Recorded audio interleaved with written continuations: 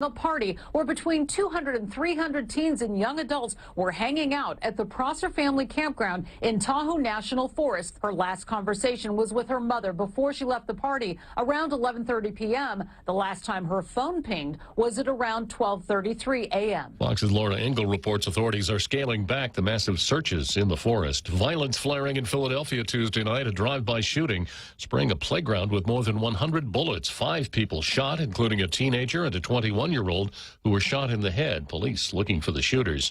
Texas preparing to execute convicted killer Kasul Chantakuman Wednesday evening.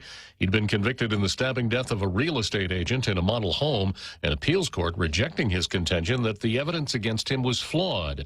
Nearly 500,000 SUVs are being recalled over a safety issue. GM is recalling 484,000 to 2021 to 2022 Chevy Suburbans and Tahoes, Cadillac Escalades, and GMC Yukons in the U.S. to fix a problem that can cause the third-row seatbelts to malfunction.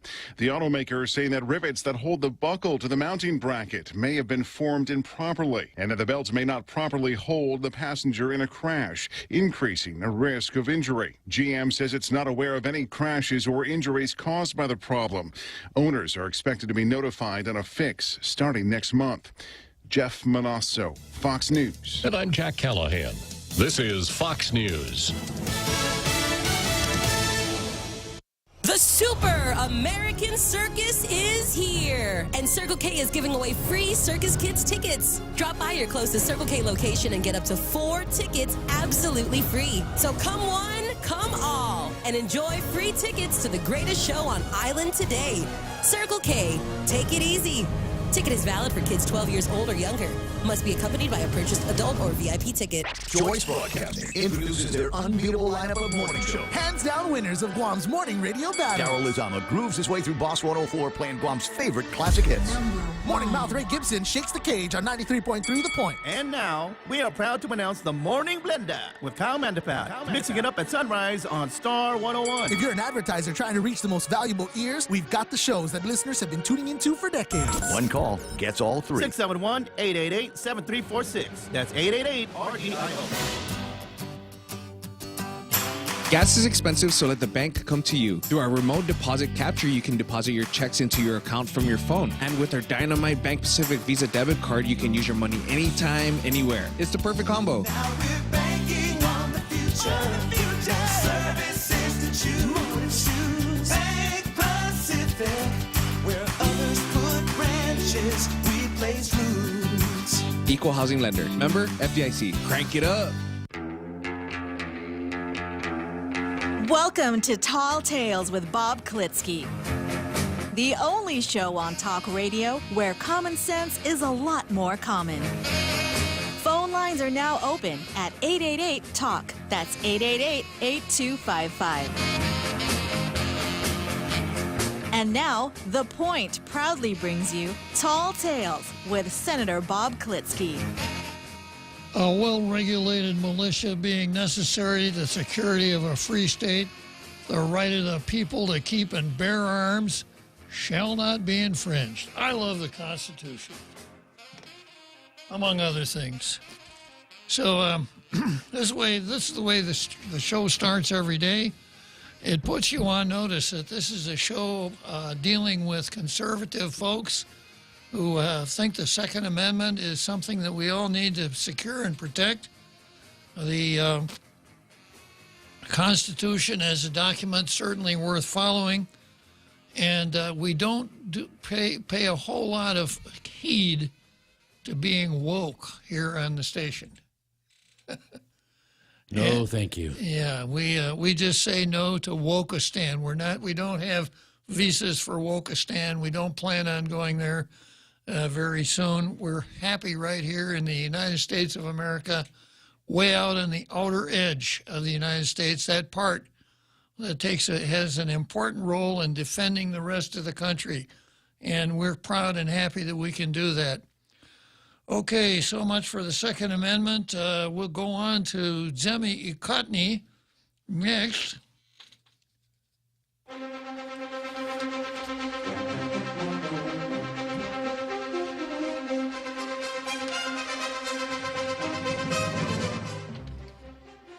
This is the part of the show where once upon a time I would read the editorials from each of our daily newspapers, critique them on English usage, English grammar, etc., and evaluate them.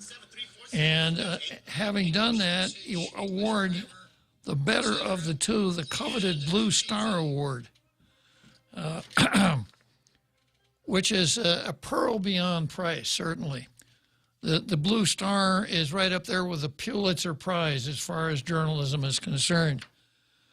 And it has been related to me that when I would award the Blue Star, if you were standing out in the hallway of the building where the winning editorial boardroom was located, you could hear the champagne corks popping. Careers were made and lost based on the frequency of the award of the Blue Star. I almost never get to award a Blue Star anymore unless it's to somebody from the Blue Star Club. 3 people that don't work for newspapers have gotten the Blue Star. That would be Lee Weber, who used to write a column for the Post, but he did such a good job that they took his column off. Right. Well, you know, inclusion, diversity, equity. He was kind of making it hard on some of the other, so just better not to run the column, right? Right. Yeah, take the pressure off the other 29 people that are going to be columnists. And then we had Helen Middlebrook, who I think is barely hanging on at the Post, writing her column. She was still in there on Monday. Yeah. And then we have Troy Torres, the founder, publisher, proprietor, managing editor, printer's devil, chief cook, bottle washer, parking lot attendant over at Candid News, who has been awarded 9 Blue Stars. So let's hear it. Let's have a hand for Troy.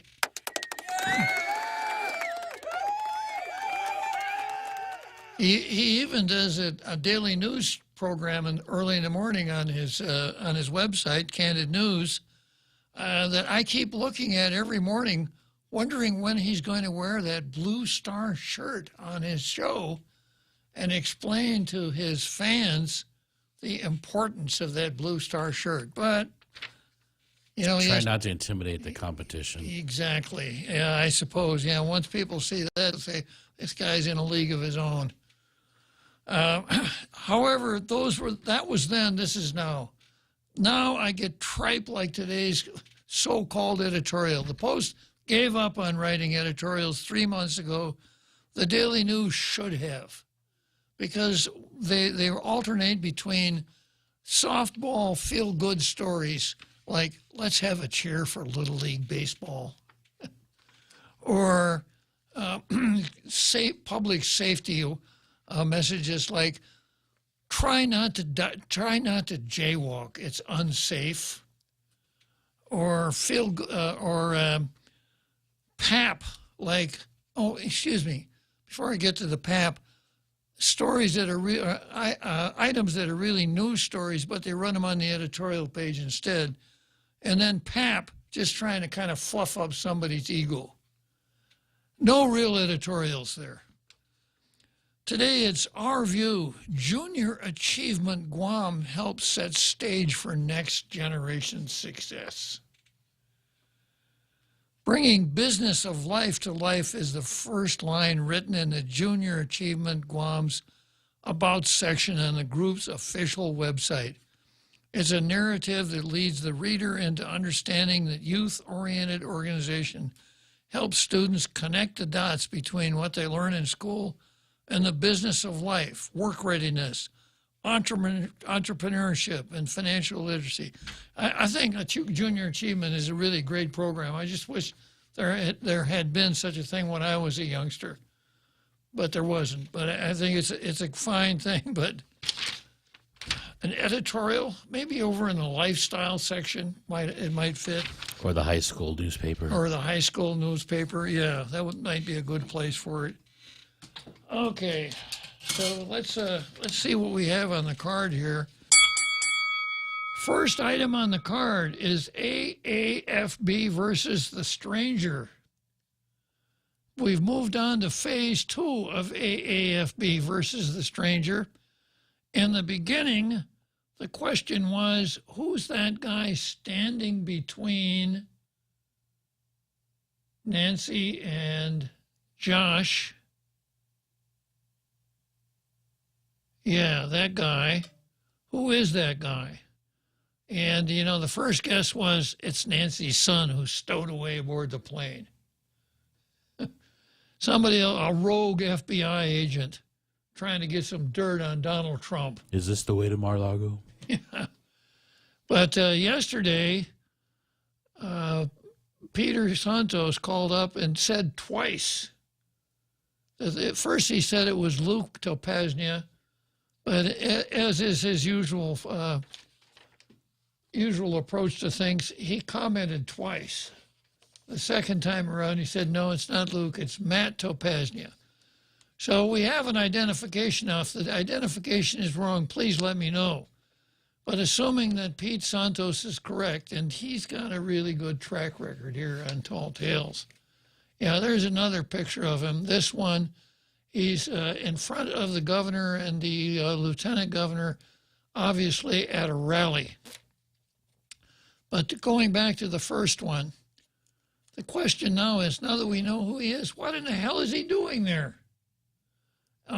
Did Nancy say, Governor, could you have Matt Topaznia join us at the airport?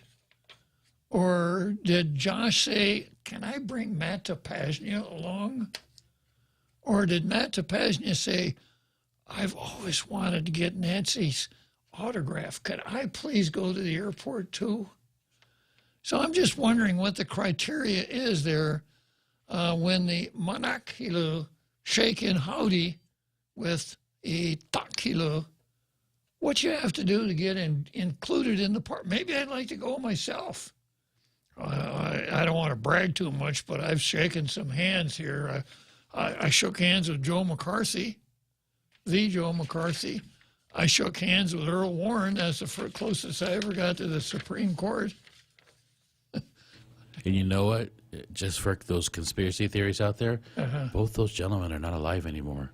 You should have been on the tarmac. I should have, absolutely. And I'm not going to go through the list, but I think the one that I enjoyed the most was a fella named Fred Thompson. You remember old Fred Thompson? Yeah, the politician / actor. Exactly. Old Fred Thompson ran for president. Yeah, he's a Tennessee fella. He ran for president, and then he got a better job. He got a better offer after that because he played the part of the New York District Attorney, the Manhattan District Attorney, right there in Law and Order. For a minute, I thought he was going to win the primary. Yeah, he was doing very well. Yeah. So when you're in the convention, there are times when you can just wander around the floor and walk up to anybody and say, hey, you're so-and-so, and shake hands, shaking howdy with them, So I walked up to Fred and I said, Fred, I think you would have made a great president, but I really wished you'd come to our island and be the district attorney. And he said, sometimes I kind of feel that way myself. Old Fred Thompson. Yeah, so anyhow, it's not getting us any closer to answering the question, what in the hell was Matt Topaznia doing there? And that rather dignified occasion. Okay, then I've got Lou, the governor, versus credulity. I've got Daily Post versus Michael San Nicolas again. I've got Frank Blas versus the governor, part 2. Yesterday, I got the breaking news, and I made there are 2 rulings involved here.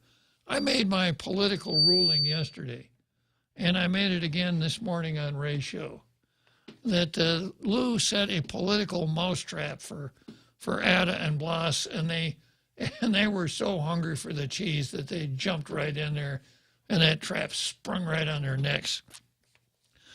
I said that I'd make a ruling on the law during the show. I will make a ruling on the law, and in case you're really wondering, those two guys win on the law. But I'll also get into the question, so they lost in the political mousetrap, but they won on the law. And then I'm going to do my Hillary Clinton impersonation by asking in a shrill voice, after all this time, what difference does it make? Then we've got the governor of Guam versus an effective, efficient government operating within the rule of law, furnishing the basic government services on at least an efficient basis. Then we've got Tim versus Sidoni Gutlagu. You remember how the word Gutlagu translates, Jose? That place over there. Dog. Dog, yeah. Okay, and then we've got Levin versus Joey Camacho, Joey Tetlahi. Priscilla Tunkamp versus the Civil Service Commission. The incredible shrinking Merrick Garland. And Juan Pat versus Nelson. Got a really full card today. So I got somebody knocking on the door in the green room. It looks like another Joe. So it's not another Joe, just another caller. It was another Joe. Uh-huh. But see, you thought there was an instance to correct the great Bob Klitzkie, but it was not. he thought when you said Blas Ada that you were talking about the gubernatorial team, and he wanted to tell you it's Camacho Ada, but you were talking about the senatorial, the legislators. I've already used that was then, but this is now once. Yes. It's already been used, another Joe. It's okay. Yeah. Good, nice try, another Joe. So let's go straight to, of course, we start out with Paul Zerzan versus systemic racism. And I think I've spent enough time on that. I think everybody understands the analogy. So that when I quote somebody or point something out or somebody calls or whatever, and instead of relying on the truth and the facts, they're peddling the narrative. And I say, yeah, they know that the rice is red. You'll know exactly what I'm talking about. Paul Zerzan and systemic racism. Okay, going to the Public Law 85, as you were 38-34 part of the agenda. I have the Guam Board of Examiners for Dentistry, August 24. Item number 9 on their agenda is old business, but they're not telling us what it is. So I guess it would be fair to say to find out what they're going to be talking about on August 24 is about as hard as pulling teeth. Yeah. And let's just taking a glance at it, I see some decay in their agenda already. Yeah, I hope they can bridge the gap between now and the meeting. And then I've got the Comisión Itano Sanata, Guam, also known as the Guam Ancestral Lands Commission. And they're having a Zoom meeting on Wednesday, August 24, 2 p.m. That's today. And this is the agenda. 1, call to order. 2, roll call. 3, Pure Stone. 4, adjournment. What was 3? Pure Stone. P-U-R-E-S-T-O-N-E. Pure Stone. Okay. I don't know that terminology. Yeah. Well, obviously, whatever it is and whatever they plan on doing, it's going to be void. Did I lose my picture here, Jose? I got a studio clock. Maybe I'll click on Facebook. Yeah. Oh, wait a minute. That isn't it either. Oh, I'll come in there and fix that. I know what happened. You know what happened? Yeah. Yeah, okay. All right, well, it's time for a short break anyhow, so come in and fix it.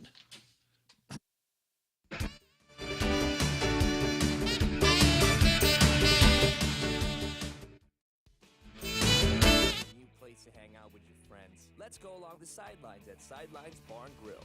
Located at 154 Iriarty Road, Unit 4 and 5 in Tamuning behind Royal Bigs. Sidelines, a hidden gem with nothing but great things to offer. Great atmosphere, great food, top shelf drinks, and a great team. What are we waiting for?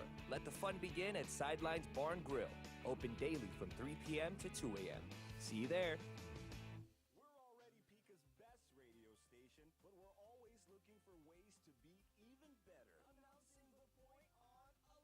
In addition to our FM and HD radio feeds, our incredible app, informative website, Facebook Live, and YouTube Live, you can now tell Alexa to stream The Point. And your smart speaker will start playing whatever we're saying. News and views 24/7 with your 4-word command. Alexa, stream The Point.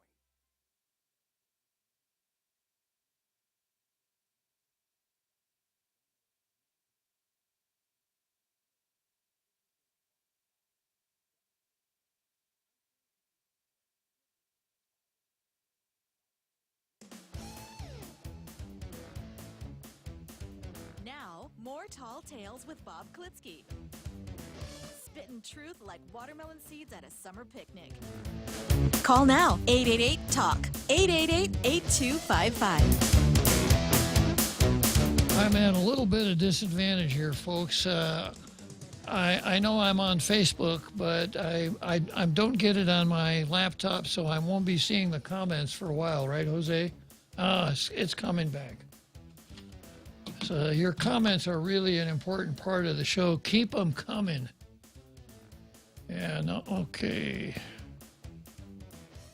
I think I got yesterday, or an old version of it. Maybe I ought to boot it up again, huh?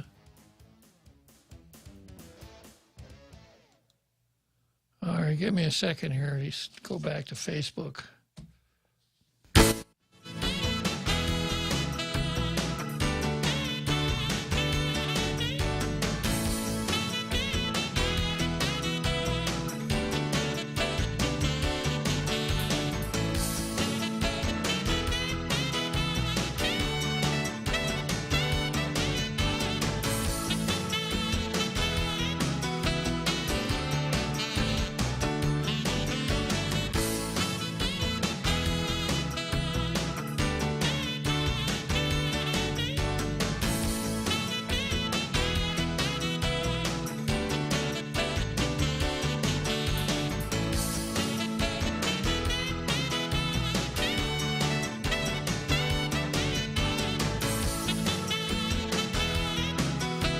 In order to get Facebook up and running, we snuck in a cameo of Jose, which ought to improve my ratings tremendously.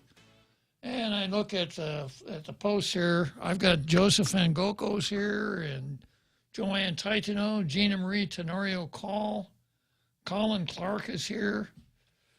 Yeah, okay. So the other thing that I'm really stuck on this. The agenda for the Thursday meeting of Guam Economic Development Authority. One would think that reporters would be there covering this because it looks to me like something really strange is going on. It's item 10B. Ratification of Resolution 22-019 relative to ratifying action taken at prior board meeting from July 2022 relevant to waiver of notice and consent to take action by unanimous consent relative to approving the selection of the Bank of Guam as financier for the RFP 22-01 and related actions. Nothing about this looks right. Not a thing. And I would expect that every newspaper reporter on the island would be on this like white on rice. But I've been wrong about that one so many times. Okay, so now we move on to the first item on the card, Governor Leon Guerrero versus credulity. Credulity means, is something believable? Is that person believable? is she lacking in credulity? And this is followed by the Daily Post versus Michael San Nicolas, but it could just as well have been labeled the Guam Daily Post versus Michael San Nicolas, as you'll see in just a second. Governor's campaign, quote, heartened by poll results. It made them feel good. With less than 2 weeks left until the primary election, neither gubernatorial campaign running in the contested Democrat primary is putting considerable weight behind a recent poll that shows incumbent Governor Lou Leon Guerrero and Lieutenant Governor Josh Tenorio with an estimated 16-point lead over challengers Delegate Michael San Nicolas and Sabrina Salas Montanani. Wrong. When reached for comment on the results of the commissioned poll conducted by Anthology Research between August 4 and August 8, the governor's campaign said it does pay for professional polling, a strategy it asserted is best practice of gubernatorial campaigns across the spectrum. Well, I'm going to stop here for a second and tell you what little bit I know about polling. There's no sense at this stage of the game, if in order to further your campaign, to ask who's ahead. It doesn't help you at all. You know, that might be the kind of thing that a newspaper would do, or a radio station, or somebody else, a political pundit. But how does that help? It doesn't help the campaign at all. When candidates poll, they poll issues. Things like Lou Leon Guerrero voted against the Right to Life Act in 20-something or other. Does this make you more or less likely to vote for her? You know, so you got to know what issues. Depends on the questions asked, the issues that are faced before. Well, but see, in a candidate's poll, the questions you ask are to help you with your campaign, not to tell you whether you're ahead or behind. Exactly. Yeah. So you go out and poll a significant number of people to find out what issues they're interested in. If they're not interested, why spend the money on it? And if they are interested, but your campaign's on the wrong side, stay away from it.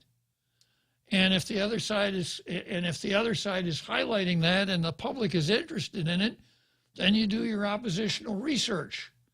But candidates don't do polls out of a sense of curiosity. Gosh, I wonder if I'm ahead. Let's spend several $1,000s on a poll to see if we're ahead. It's just BS. Well, to me, the theme of this administration also includes how to hoodwink. Exactly. Now, if you're running your poll for some other reason, then maybe it does make sense, and I'll get to that in just a second. But for a candidate to at this point, at this close to the primary, to ask, am I ahead? Am I behind? How badly am I winning? Okay. The campaign said the company's experience in Guam and Hawaii provides reassurances the results are credible and well-grounded, but the campaign is laser-focused on getting out the vote on Election Day, August 27. Okay, the company's experience in Guam and Hawaii. Well,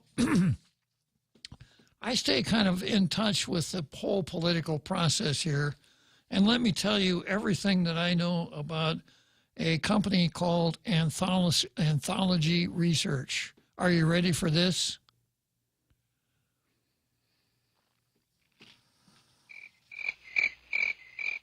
Did you want to add to that, Jose? Yeah, I got about 5 more minutes. Yeah, I haven't heard of these guys. And then when the name of the company is Anthology Research, are they doing research or polling? Not the same thing at all. And then I spent a little time looking up some of their stuff. You know, this is what you want what we want you to know about anthology research. I didn't see polling anywhere in there. A lot of focus stuff. Exactly, yeah. Okay, the Guam Daily Post was provided with a copy of the independent poll in which respondents were asked if the Democratic Party were held today, which of the two campaigns would likely get their vote. Now, it's interesting they gave it to the Post. I wonder if they gave it to anybody else. I didn't see it in the Daily News. I think I only saw it on KUAM yesterday. They were the first ones to reveal that it was commissioned by the campaign. Yeah. Which the Post didn't put yesterday. Uh-huh. Well, and maybe PNC, I thought. Maybe, but no, the Post was the only one that reported first. All right, so the Post was provided with an independent poll of the copy of the independent. Well, how can it be independent if the governor paid for it? That's not really independent. According to the poll results, Leon Guerrero would receive 52% of likely votes to San Nicolas, 36%. Now, that's interesting because they only polled people who said they were going to vote Democrat in the primary. And they only got 52% of them? Where did the rest of them go? 52 and 36 is 80, 88. What happened to the other 12%? They didn't like either one of them. All right. The first answer someone would probably say knee-jerk is, well, they're undecided, or they'll go for another candidate. Uh-huh. But I don't think so. Yeah. But somebody else more smarter than me can probably talk about that. The poll results from Anthology Research additionally found that even if San Nicolas were to capture all of the swing vote, he would still come up short in the race for governor. I think he's about 4 inches taller than Lou, to tell you the truth. Maybe more. Regarding the results that were recently released, we were heartened by the numbers that reinforced the energy and excitement that we've been seeing firsthand, most recently at our island-wide motorcade rally. I saw that motorcade rally, and lucky for them, I wasn't going the same direction. The brass, we don't use that word here very often. It's a word that folks in the States would use for someone who's a little bit too forward, a little bit too presumptuous, a little bit too entitled, a little bit too willing to promote himself. That person would be characterized as brassy. Well, you saw it on the rally on the corner. They couldn't just be on the sidewalk. Mm-hmm. They had to have this podium that lifted them high above everybody else. Yeah. I don't think I've seen that before. No. So anyhow, they had a lot of cars in their motorcade, but to what effect? You know, everybody who was driving that direction only got pissed off. And you showed you got a lot of people who will get out and drive around in their car. What about the ecology here? Where are the environmental wackos when we really need them? You know, putting down the highway at 15 or 20 miles an hour is not very efficient. And I'm going to take this opportunity to point out that not only do they do that as an example, twice already they've put plastic bags full of brochures on doors. I've seen on fences and doors. Yeah. The same governor who signed the law banning plastic bags. Yeah. So I don't see these motorcades as being efficacious at all. You have a base, so your base comes out and follows you along down the highway. So what? Now, I'll tell you the way I did it when I campaigned, okay? I was driving around in my car that's now 30 years old that I bought in 1992, a Daihatsu Rocky, and John Gerber was able to get me some sort of decals that I could put on the car. And I labeled my car my unmotorcade. And I campaigned on having an unmotorcade. That if you saw me out on the highway, it wasn't my job to hold you up to keep you from where you're going, just so you know that I was running for office. Obviously, that message didn't resonate very long, did it? Okay, so they were, let's see, what did they say? They were heartened by the results released. We are heartened by the number that reinforce the energy and excitement that we've been seeing firsthand. Most recently at our island-wide motorcade and rally. The Leon Tenorio campaign stated, "We are very grateful for the grassroots support and confidence that we've felt from voters, and we continue to commit ourselves to our ideals of safety, compassion, fairness, and prosperity for everyone on Guam." You want to tell me what this has to do with the story, Jose? Absolutely nothing. Absolutely nothing. You know who wrote this story? Yep, I sure do. Phil Leon Guerrero. This is called earned media, but it should be a paid ad. It's just nothing but campaigning for Lou and Josh. It's got nothing to do with the poll. Not a thing. It's just more of the same old thing. What I don't understand is you have a really great periodical or daily newspaper here, something with a reputation. Yeah. And it feels like it's shamelessly being sold out. It is. And I don't understand what the logic is, because campaigns only happen for gubernatorial every 4 years. Yeah. What are they going to do for the rest of the 3 years? Yeah. Because this is obvious, painfully obvious to all the readers. Well, you know, unless your cynicism gland is working overtime, I believe it was Andrew Jackson who answered that question for you, Jose. To the victors go the spoils. So maybe the thinking is, if these guys get elected, they'll be so grateful that, who knows? At this point, we can only speculate, but when you see a good newspaper, you know, doing a nosedive off a tall building, it really makes you wonder. Okay, now back, enough of the campaigning here. Now let's go back to the poll. A total of 369 registered voters were interviewed in the obtained poll. Fieldwork began August 4 and was completed August 8, according to the research group.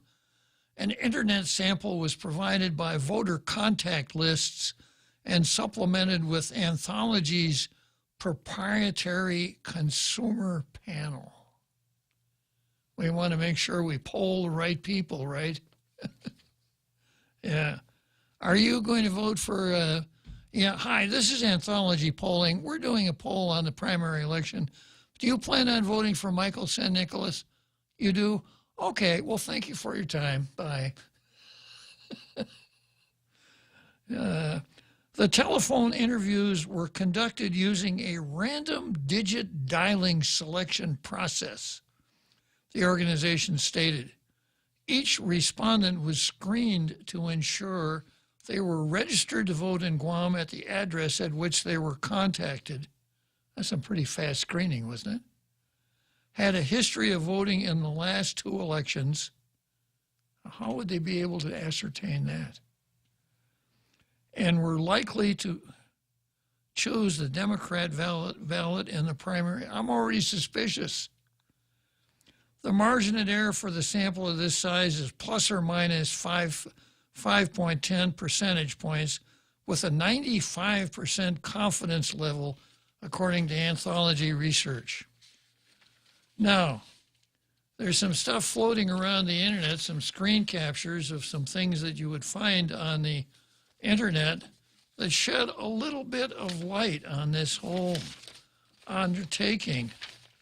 As an example, a January 2020 report approved by all 6 members of the Office of Congressional Ethics stated there is a substantial reason to believe Michael San Nicolas converted campaign funds to personal use, accepted excessive campaign contributions, and declined disclosed false information in his campaign paperwork.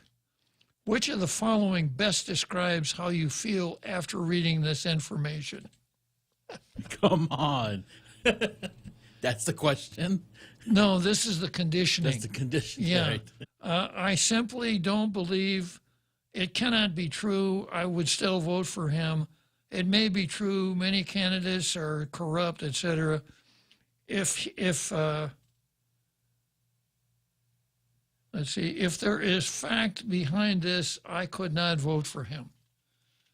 Okay, so what we have here is a term of art called a push poll.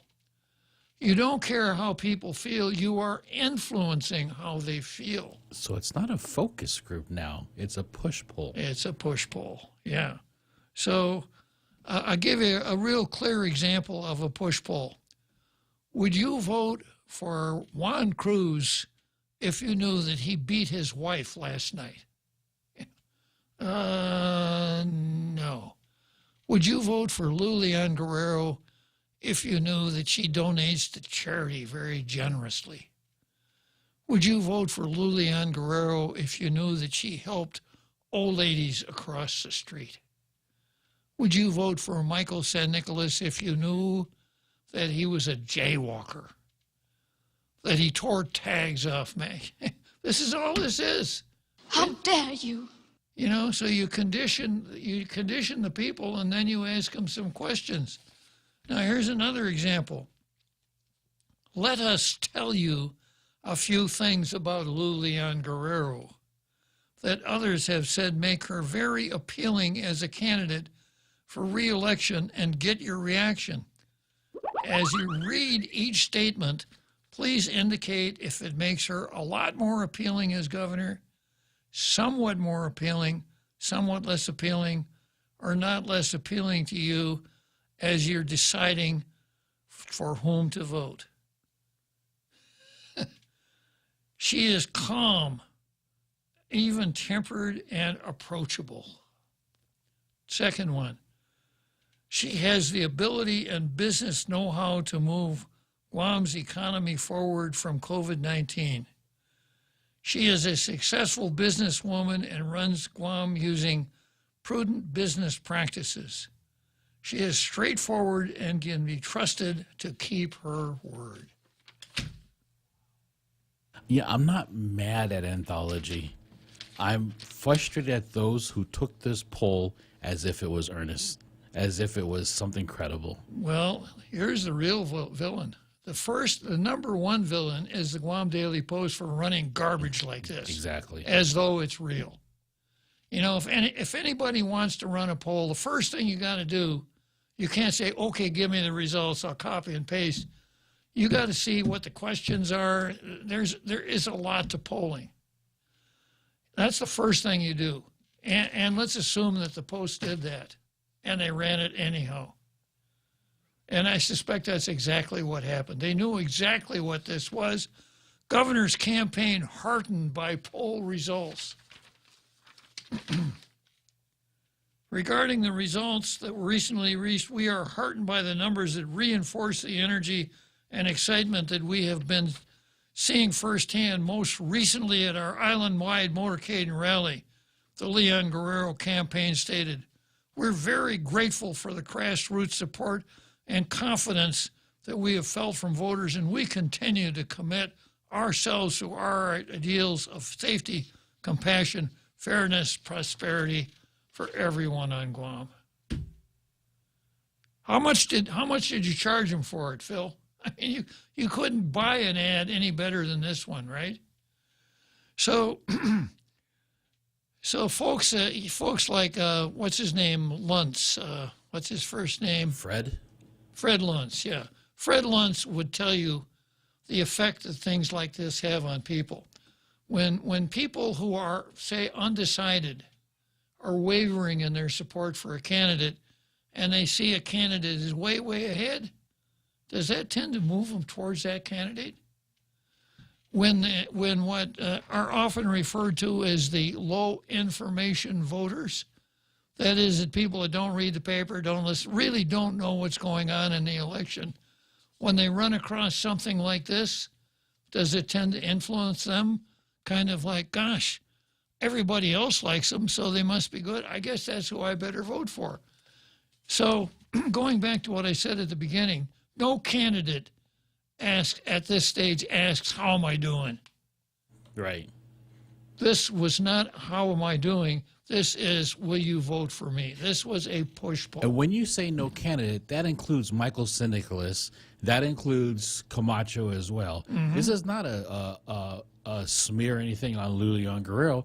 Any candidate who does this, because this is going to be open eyes to all the voters. Yeah. That stop manipulating us. Well, unless she thought she could get away with it, you know, once again, we're sitting here not really knowing what's going on and making all kinds of evil speculations. But if the strategy gang, the Black Arts group in Lou's campaign are saying, let's get this anthology group, and we'll set it up so we'll get a really good result out of it, and you know the Post is going to run it. And, you know, we'll treat it as just one more reason to vote for Lou and Josh, because they'll run it and it'll have a positive effect, and we'll get back our whatever $1,000 we spent on the push poll. It'll be worthwhile. So if that's the governor's idea of how to influence voters, it tells you a little something about her. If it's not her, it's her campaign, it's still the same thing, you know? It's a, you know, you'd label this thing as Fababa. Governor Fababa. She's trying to fool us with this. That's the way I read it, Jose.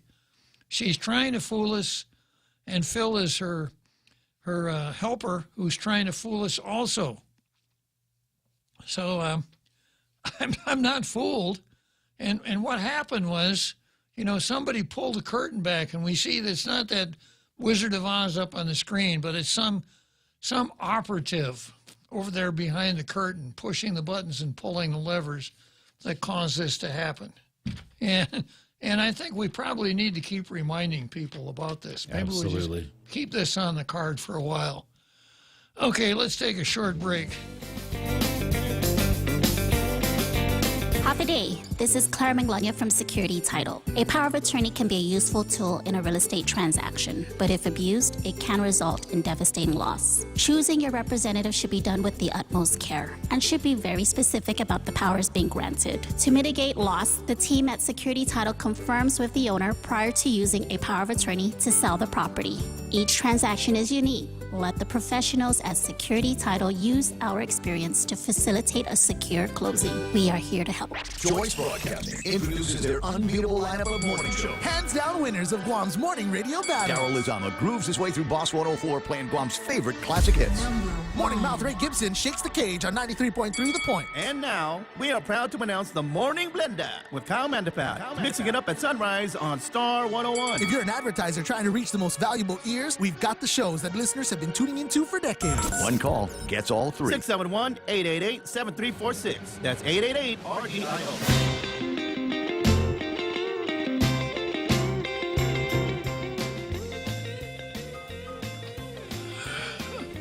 Okay, here we go. Got about 9 more minutes till the big halftime show. That'd be a really good time to buy a Tall Tales t-shirt, wouldn't it, Jose? What do you think? Yeah. Sounds good. Yeah. But the beard is not for sale, correct, Jose? No, it's not. Yeah. All right. So next is Daily Post versus Michael St. Nicholas. And it's more of the same. Here we go. Delegate Michael St. Nicholas and his wife, through their attorneys, are hoping Guam's federal court enforces a sought-after agreement for a tax liability case that began in 2020. The government of Guam, however, via the Office of Attorney General, is expected to oppose that request. Last week, Joseph Rosano, counsel to the San Nicolases, filed a motion for the court to enforce the settlement agreement, negotiations for which appeared to have hit a roadblock. A roadblock, the governor. Offers and counter-offers began to be made in February and March, according to Rosano's motion, culminating in an apparent resolution reported in May to the District Court of Guam. But the following month, the OAG informed Rosano it was refusing to sign the agreement. The OAG confirmed for the Guam Daily Post it did not agree to the final terms of the settlement and is preparing a response to the motion to enforce the agreement. Rosano argued before the court that it's too late for the government to back out. He quoted relevant case law that determined an agreement on record becomes binding even if a party has a change of heart, and that the law does not allow someone to rescind a contract simply because he no longer likes the terms to which he agreed. Supporting documents for the motion have been filed under seal, which was jointly agreed to by the OAG and ordered by Judge Coffenauer. Who is Judge Coffenauer? We don't know. One of the unsealed exhibits, however, discloses that the agreement does include repayment and, by extension, a recognition of the tax liability. Quote, my client accepts the offer based on the following terms, Rosano wrote to Deputy Attorney General James Canto in the April 22 email. Petitioners will settle for the amounts stated paid in 4 equal installments beginning June 1, 2022. If that's satisfactory, then please prepare the settlement agreement in the form your client prefers. I think, considering recent events, we should add a confidentiality provision. I will prepare a stipulated dismissal with prejudice for your renewal and approval.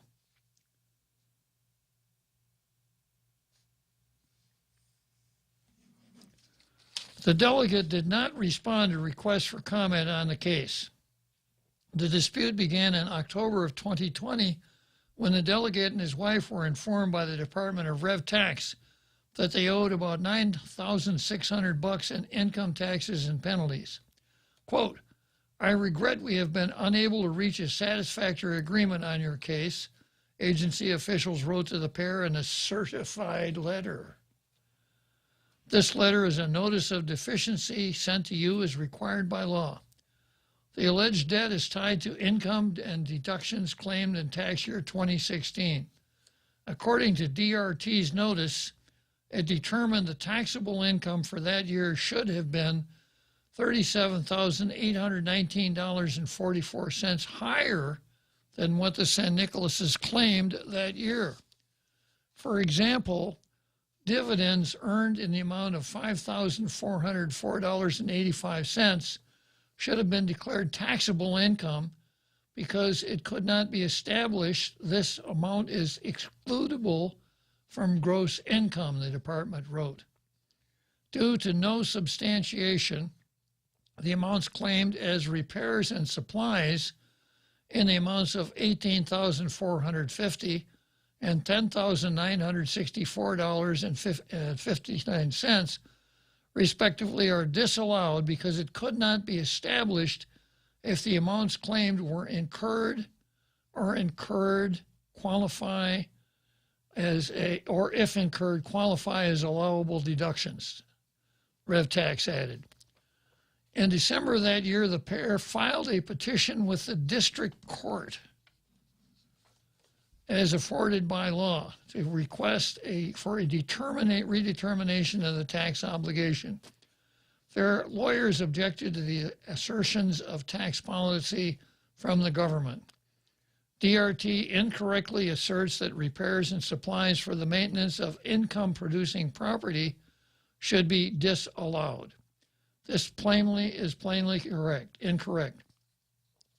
The San Nicolases improved income-producing property in the amount of $18,450. This consists of ordinary and necessary expenses.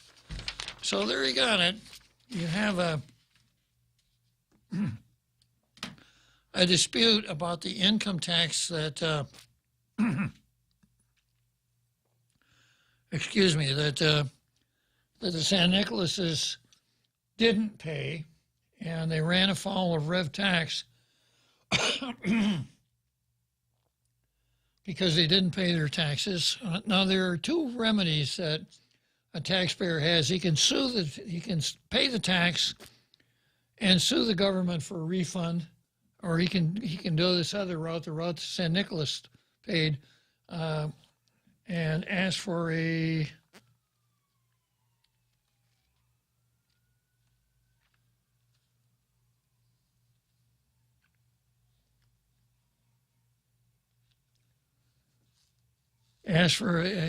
suit to enforce a settlement agreement. So apparently there was a settlement agreement, and the government wanted to out of the settlement agreement. So the question is, was there a settlement agreement? One. And two, could the government back out of the settlement agreement? Two. Now, this is exactly the kind of thing that courts are very well suited to undertake. But there's a little bit more to the story that I'm going to tell you right after the break.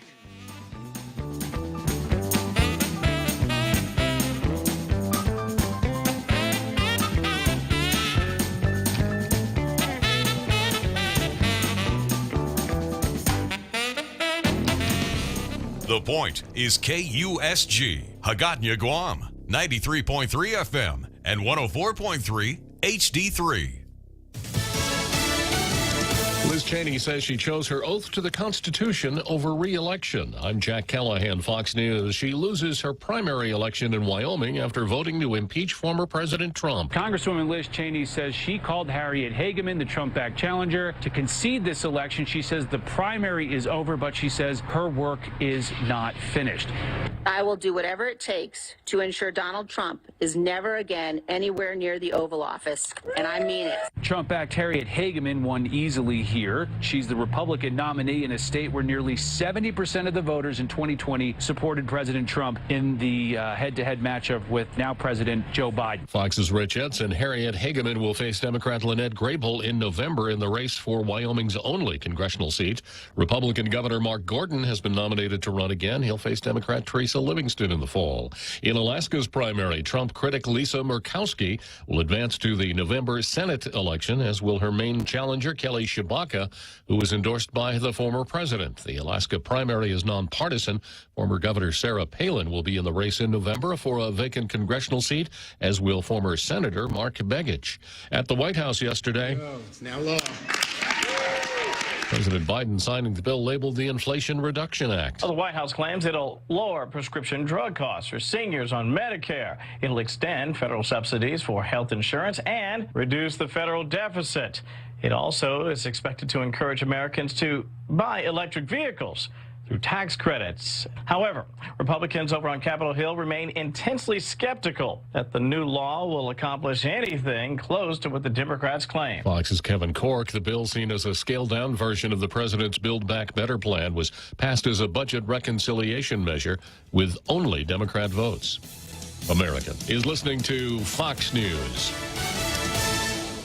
The Extra Point with Jerry Roberts of Guam Training. Hi, I'm Jerry Roberts, and every day on The Ray Gibson Show, I get to comment on the incredibly diverse, fun, challenging, sometimes frustrating, often exciting, but always interesting world of work. I hope you'll be there with us. You can find daily transcripts of The Extra Point at GuamTraining.com. Tune in every weekday morning at 7:20 for The Extra Point with Jerry Roberts. Brought to you by Guahan Insurance Services and First Hawaiian Bank on 93.3 The Point. Come try Guam's original Chamorro restaurant with Pica's Best 5 years running. Mezcla Chamorro Fusion Bistro. Experience Chef Peter's candied salmon over scallion coconut rice, octopus to naktak, Chamorro platter, and their award-winning gourmet hamburgers. Or if you're looking for something healthy, try their keto-friendly menu. Come and enjoy Mezcla's half-a-day service at their Hagåtña and Grand Plaza Tumon location. Call their Hagåtña location at 479-2652 for reservations.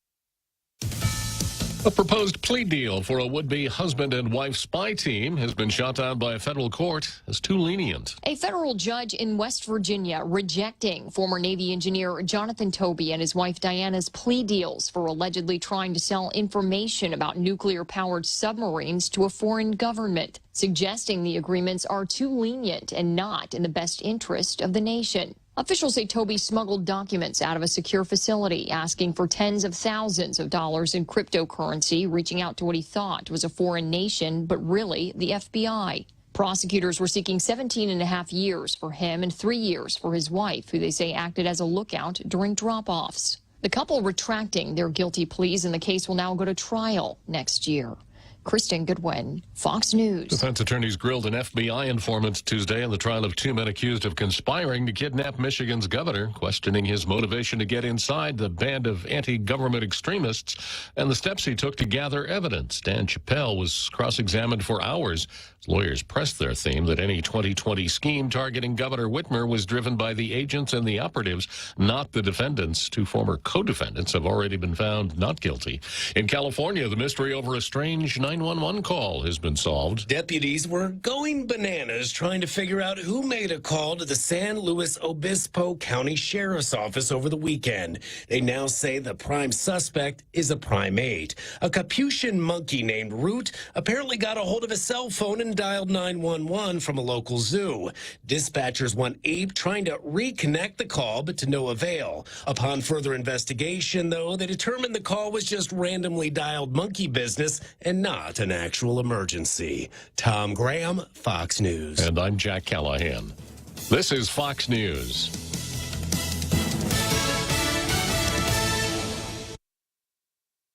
That these past 2.5 years have brought unprecedented challenges where our health, safety, and way of life have been completely upended as a result of COVID.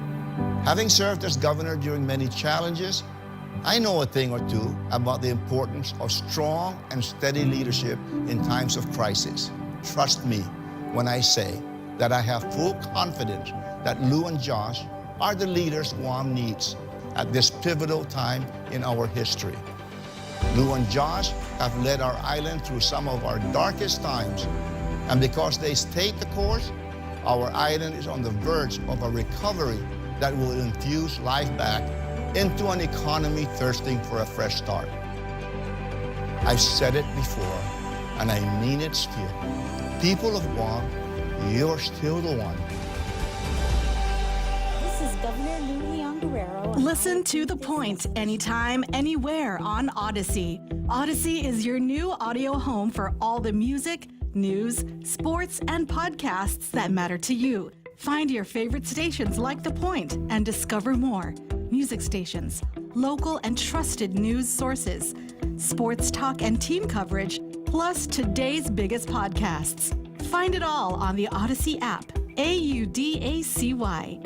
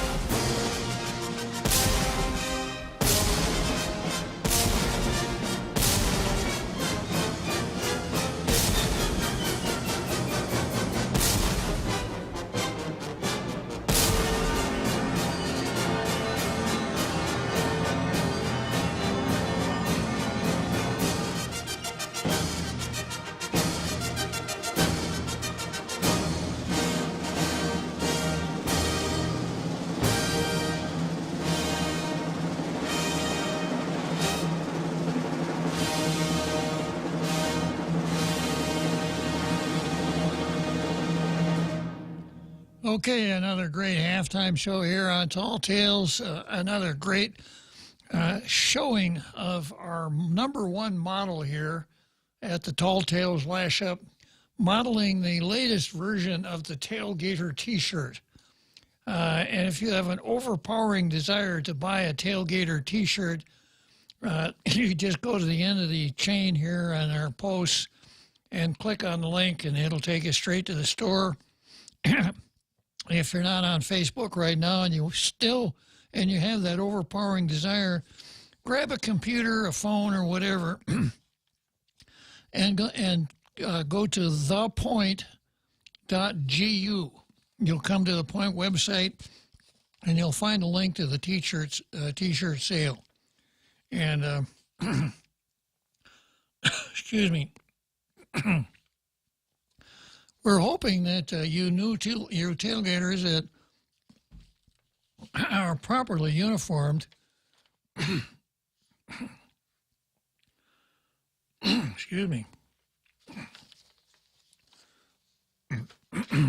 would put your tailgater t-shirt on, do a selfie, and post it in Facebook. If you can do that, we'd really appreciate it. You'd be doing us a favor, and you'd be doing yourself a favor. Okay, so I wonder if we could take another break. Yeah, I need to get a glass of water.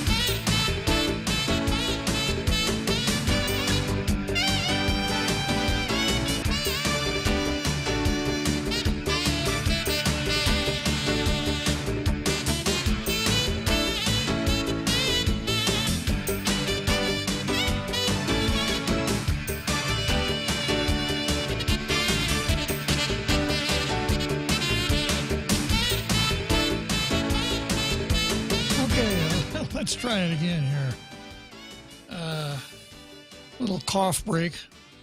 So, an interesting story, and if this story ran in isolation, this is news. This is something that we need to know about somebody who wants to represent us in Washington. There are different ways, I suppose, it could be styled. I don't know that they asked San Nicolas for a comment, which would ordinarily be the situation, but I want to call your attention to a couple things and then let you draw your own conclusion. First of all, I read this sentence. In December of that year, the pair filed a petition with the district court, not the Superior Court, but the district court, the federal court, as it were. Now, why would somebody be filing papers in the federal court to collect Guam income tax? Interesting question, huh? And then, in the quotation from the letter from counsel for San Nicolas, Joseph Rosano, to Jamie Canto, the Deputy Attorney General, this language appears. If that is satisfactory, then please prepare the settlement agreement in the form your client prefers. Now, who would Jamie Canto's client be, do you suppose? Gura? Tax? Tax?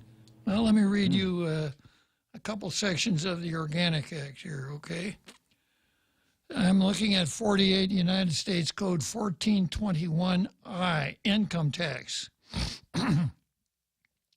The income tax laws in force of the United States of America and those which may hereafter be enacted shall be held to be likewise in force in Guam, provided that notwithstanding any other provision of law, the legislature may levy a separate tax, etc.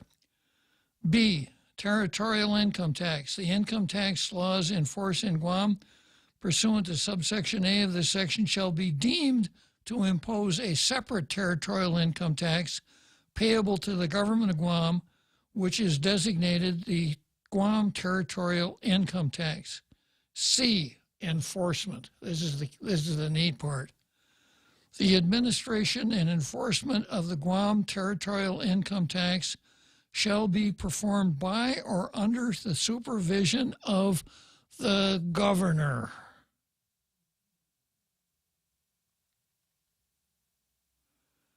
So, and then, then we go down to E, substitution of terms.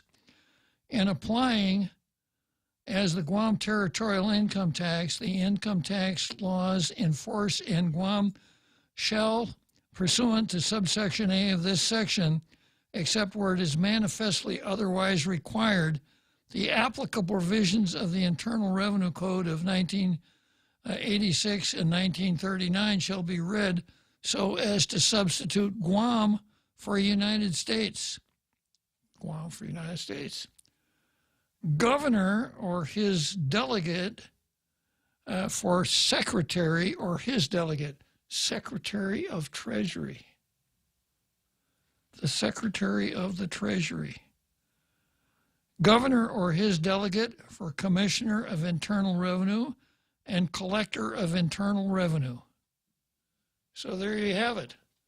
According to the Organic Act, the territorial income tax is under the control of the governor. Now, one would have thought that you have rev tax and you have an attorney general who is the chief attorney for the entire government of Guam. So you'd think that the attorney general would be the guy collecting taxes on behalf of the people, basically. Not so. It's the governor.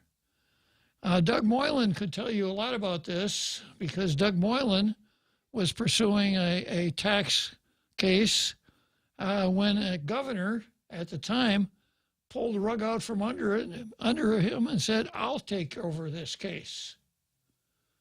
Yeah, so I wonder if Doug would want to chime in on that. Probably not, but that's the way it is. So if the governor didn't want to do that settlement agreement, she has complete authority to tell Canto exactly what to do or what not to do. Yeah. I don't know if that's what happened. I don't know if this was just business as usual, et cetera, but it's something to think about. You know, our governor is, you know, some states have weak governors, some states have strong governors. We have a strong governor here. Oh, no, I just thought of it and I just answered myself in my mind. None of those communications can be disclosed because it's a client attorney privilege. Yeah, attorney-client privilege. I think probably as a general proposition, most income tax matters are not disclosable. It's too bad. Yeah, so we have a hard time finding out what's going on here unless in San Nicolas comes across some intelligence and his attorney raises it in the case, or San Nicolas raises it in his campaign. I don't know if that happened or not. I'm not even going to speculate. I'll just tell you that it could happen, and it has happened before. Not with this governor, with a different governor. So it's sort of an interesting footnote here, and you'll notice it talks in terms about the revenue laws in force in the United States shall be likewise enforced in Guam. And I mentioned that the last time we talked about the unfunded federal mandate called Earned Income Tax Credit. It isn't. It isn't, because earned income tax credit, when you give money to people, that's not revenue. That's social welfare. And the only reason that we were paying those cash outs was because the local law required it, not the federal law. So interesting things you can find if you look around a little bit, you know, which I don't think anybody at the legislature ever does anymore. Certainly not Tina Rose Munya Barnes, who really hates the insular cases. All right, so much for that. So 2 in a row there for the Guam Daily Post and their objectivity in dealing with the Democrat primary. Next, I have Frank Blas versus the governor, part 2. And here's the latest, again, from the Post. Boy, 3 in a row for the Post. The Post does a hat trick. The aftermath of Monday's discussion around the execution of pay raises for teachers continues to manifest itself outside the halls of the legislature. Senator Tony Atta has now responded to Governor Lulian Guerrero, whose office criticized Atta and Frank Blas over comments during session Monday about the implementation of the pay raises. Atta said the governor equated questioning how the pay raises were implemented with not supporting the raises. What a ridiculous notion, Atta stated in a press release. That's the way to do it, yeah. On Monday afternoon, Blas queried Department of Administration Director Edward Byrne about the applicability of the fiscal 22 budget law in the pay raise process. The law contains a provision to fund a pay study and requires that an implementation plan be submitted to the Speaker no later than September 30. Pay raises would then become effective June 30, 2023, unless rejected or amended. And I commented on that before. Can't do that over there at the legislature. See if anybody over there can find a book or a set of treatises called Sutherland on statutory construction, and at least read the table of contents. The governor's administration took a different route. Leon Guerrero approved DOA salary adjustment recommendations after the completion of a teacher pay study. The adjustments became effective in May. Blas said the administration implemented raises despite the budget law provisions. Atta also made inquiries about pay raises. Atta mentioned the DOA has the authority to update government pay schedules without legislative approval, and said Blas and Atta wanted to revert the raises. Yeah, well, of course, the governor, that would be the governor's right. Hey, you teachers. Hey, you guys out there, teachers. Yeah, before you go in a class or during your free pay, let me tell you this. You know, I got you these raises. You already seen them. I got them all the way up to September 30, but Blas and Atta want them to take them away from you. Remember that on when you go to the polls, huh?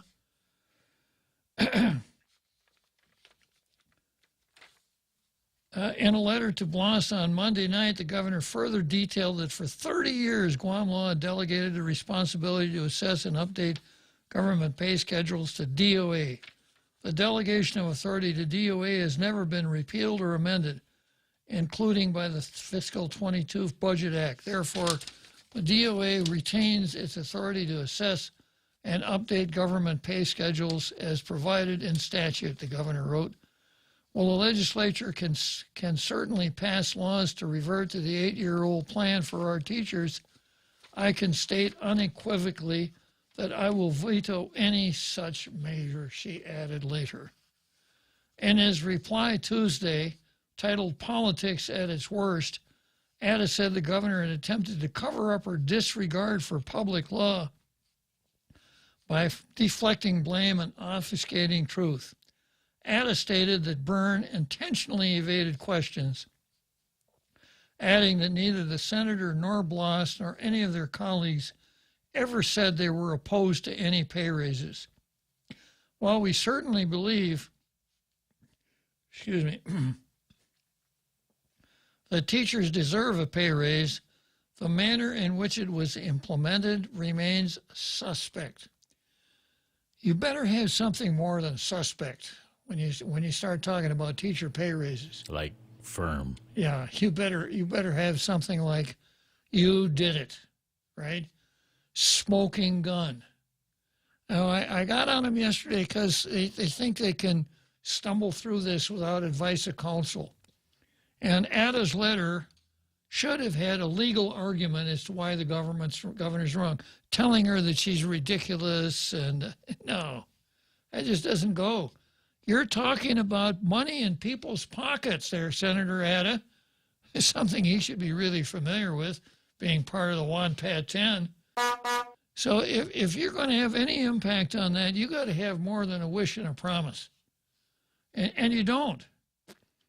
Ada stated in his release, what we have from the governor is a partial and selective salary proposal done behind closed doors on the eve of election.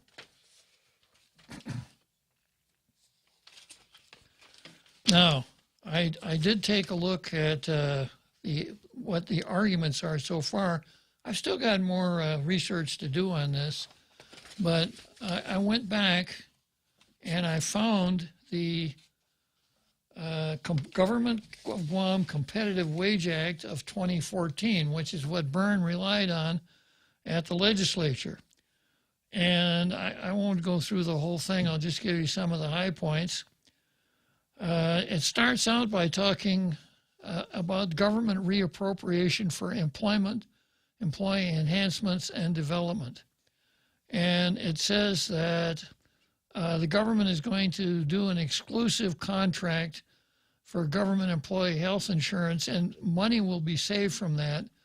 And that money will be deappropriated by an amount equal to the amount so appropriated and allocated, et cetera, to this Government Wage Competitive Act, Government of Guam Competitive Wage Act. And then it goes on to say that the governor, let's see, the government, as you were, the appropriation in this section precedes transmittal by the governor